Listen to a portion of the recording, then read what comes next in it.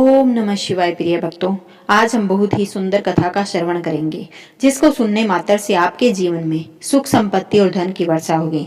तो चलिए कथा को शुरू करते हैं। एक बार देवी पार्वती ने देवों के देव महादेव से पूछा, ऐसा क्यों है कि आप अजर हैं, अमर हैं, लेकिन मुझे हर जन्म के बाद नए स्वरूप में आकर फिर से बरसों तक के बाद आपको प्राप्त करना होता है। जब मुझे आपको पाना है तो मेरी तपस्या और इतनी कठिन परीक्षा क्यों? आपके कंठ में पड़ी नरमुंड माला और अमर होने के रहस्य क्या है? महादेव ने पहले तो देवी पार्वती के उन सवालों का जवाब देना उचित नहीं समझा, लेकिन पत्नी हट के कारण कुछ गूढ़ रहस्य उन्हें बताने पड़े। श्री महापुराण में मृत्यु से लेकर अजर अमर तक के कई प्रसंग है, जिनमें एक साधना से जुड़ी अमर कथा बड़ी ही रोचक है, जिसे भक्त जन अमरत्व की कथा के रूप में जानते हैं। हर वर्ष हिम के आलय यानी हिमालय में अमरनाथ, कैलाश और मानसरोवर तीर्थ स्थलों में लाखों श्रद्धालु पहुंचते हैं, सैकड़ों किलोमीटर की पैदल यात्रा करते हैं। क्यों? यह विश्वास यूं ही नहीं उपजा। शिव के प्रिय अधिक मास अथवा आषाढ़ पूर्णिमा से श्रावण मास तक की पूर्णिमा के बीच अमरनाथ की यात्रा भक्तों को खुद से जुड़े रहस्यों के कारण और प्रासंगिक लगती है। पौराणिक मान्यताओं के अनुसार अमरनाथ की गुफा ही वह स्थान है जहां भगवान शिव ने पार्वती को अमर होने के गुप्त रहस्य बतलाए थे। उस दौरान उन दो ज्योतियों के अलावा तीसरा वहां कोई प्राणी नहीं था, न महादेव का नंदी और न ही उनका नाग, सिर पे गंगा और न ही गणपति और कार्तिकेय। गुप्त स्थान की तलाश में महादेव ने अपने वाहन नंदी को सबसे पहले छोड़ा। नंदी जिस जगह पर छूटा उसे ही पहलगांव कहा जाने लगा। अमरनाथ यात्रा यहीं से शुरू होती है। यहाँ से थोड़ा आगे चलने पर शिव जी ने अपनी जटाओं से चंद्रमा को अलग कर दिया। जिस जगह ऐसा किया वह चंदनवाड़ी कहलाती है। इसके बाद गंगा जी को पंचतरणी में और कंठाभूषण सर्पों को शेषनाग पर छोड़ दिया। इस प्रकार इस पड़ाव का नाम शेषनाग पड़ा। अमरनाथ यात्रा में पहलगाम के बाद अगला पड़ाव है गणेश लोक।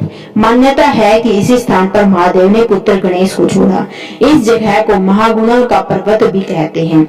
इसके बाद महादेव ने जहाँ पीशु नामक कीड़े को त्यागा वह जगह पीशु घाटी है। इस प्रकार महादेव ने अपने पीछे जीवनदायिनी 5 तत्वों को स्वयं से अलग किया। इसके पश्चात पार्वती संग एक गुफा में महादेव ने प्रवेश किया। कोई तीसरा प्राणी यानी कि कोई व्यक्ति, पशु या पक्षी गुफा के अंदर घुस कथा को न सुन सके, इसलिए उन्होंने चारों ओर अग्नि प्रज्वलित कर दी। फिर महादेव ने जीवन के गूढ़ रहस्य की कथा शुरू कर दी। कहा जाता है कि कथा सुनते सुनते देवी पार्वती को नींद आ गई, वह सो गई और महादेव को यह पता नहीं चला। वह सुनाते रहे। यह कथा उस समय 2 सफेद कबूतर सुन रहे थे, बीच बीच में घू घू की आवाज निकाल रहे थे। महादेव को लगा कि पार्वती मुझे सुन रही है और बीच बीच में हुंकार भर रही थी। चूंकि वैसे भी भोले अपने मन में मगन थे तो सुनाने के अलावा ध्यान कबूतरों पर नहीं गया। दोनों कबूतर सुनते रहे। जब कथा समाप्त होने पर महादेव का ध्यान पार्वती पर गया तो उन्हें पता चला कि वे तो सो रही थी, तो कथा सुन रहा कौन है? उनकी दृष्टि तब 2 कबूतरों पर पड़ी तो महादेव को क्रोध आ गया। वही कबूतर का जोड़ा उनकी शरण में आ गया और बोला, भगवान, हमने आज से अमर कथा सुनी, यदि आप हमें मार देंगे तो यह कथा झूठी हो जाएगी, हमें पथ प्रदान करें। इस पर महादेव ने उन्हें वर दिया कि तुम सदैव इस स्थान पर शिव व पार्वती के प्रतीक चिन्ह में निवास करोगे। अंततः कबूतर का यह जोड़ा अमर हो गया और यह गुफा अमरनाथ की साक्षी हो गई। इस तरह इस स्थान का नाम अमरनाथ पड़ा।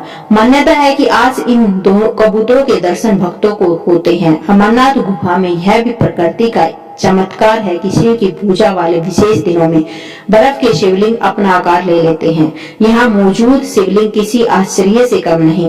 पवित्र गुफा में एक और माँ पार्वती और श्री गणेश के भी अलग से बर्फ से निर्मित प्रतिरूपों के भी दर्शन किए जा सकते हैं। दोस्तों, वीडियो पसंद आए तो लाइक, शेयर और सब्सक्राइब करना मत भूलना। दोस्तों, वीडियो देखने के लिए आपका तहे दिल से धन्यवाद। राधे राधे दोस्तों।